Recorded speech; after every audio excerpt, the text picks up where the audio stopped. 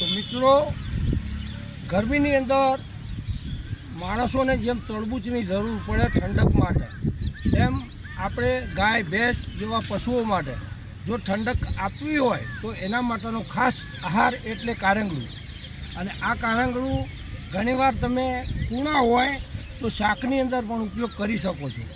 અને જો કાઠા થઈ જાય તો એ કાઠા થયેલા કારેંગળા અત્યારે તમે ગાયો તેમજ ભેંસોને જો આપો તો એ દૂધમાં એની ભરપૂર ઉપયોગ થાય છે અને દૂધ કાપતું નથી જાનવર.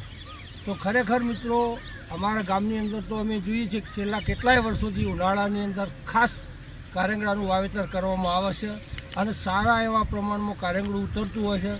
જે કૂણું હોય શાક માર્કેટમાં જતું હોય છે, જે શાકની અંદર ઉપયોગ થાય.